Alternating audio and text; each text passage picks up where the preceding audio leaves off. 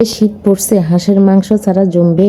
কেমন আছো সবাই? আশা করি ভালো আছো। আমিও মোটামুটি ভালো আছি। হাঁসের মাংস অনেক দিন আগেই নিয়ে আসছিল দুইটা, তো একটা অনেক আগে খাওয়া হয়েছে আর একটা রয়েছিল, সেটা আজকেই রান্না করতেছি।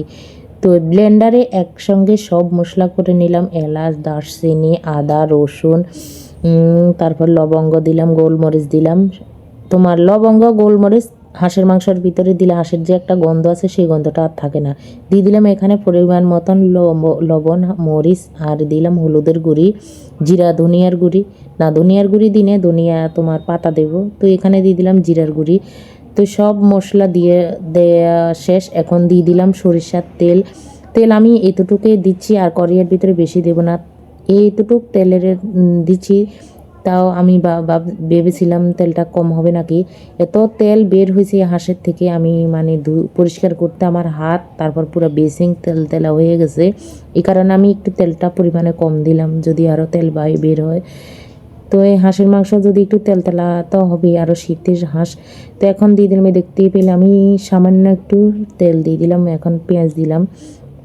তো ফোড়ন যেহেতু দিতে হবে, এই কারণে আমি একটু পেঁয়াজ দিয়ে হালকা একটু তেল দিয়ে দিলাম। তো তাছাড়া আমি তেল ব্যবহার করতাম না। তো এখানে আর কি করা, খুব ভালোভাবে এখন ঢাকনা দিয়ে দিয়ে কষাবো। এই দেখতে পেলে এগুলা সবই তেল। তো উপর দিয়ে আমি একটা টমেটো কেটে দিলাম, আর দিলাম গোটা কয়েকটা আলু, নতুন আলু। এখন কষিয়ে নিলাম।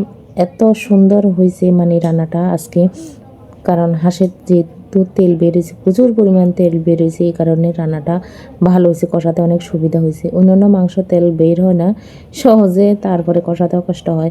এখন দিয়ে দিলাম ফুটন্ত একদমই গরম জল। এর আগে হাঁসের মাংসটা রান্না করেছিলাম, একটু শক্ত শক্তই রয়ে গেল, তো আজকে আমি একটু ফুটন্ত গরম জলই দিয়ে দিলাম। এখন হাতে একটু সামান্য নিয়ে দেখবো লবণ টবণ সব ঠিকঠাক আছে কিনা।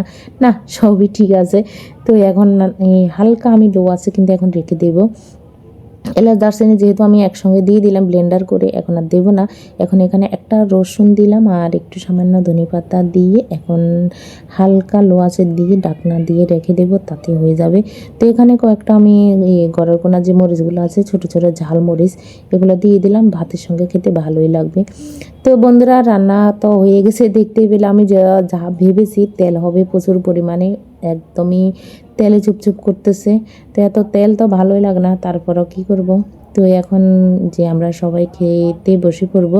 তো এই আফসোস, সীমান্ত বাবা খেতে পারলো না, ও আসার আগে রান্নাটা হয়নি। আজকে রান্নাটা করতে করতে অনেকটাই দেরি হয়ে গেছে। এখন আমি আর আমার ছেলে খাচ্ছি, মেয়ে আগে খাওয়া হয়ে গেছে। তো যদি তোমাদের ভিডিওটি ভালো লাগে, লাইক কমেন্ট শেয়ার করে পাশে থেকে যাবে।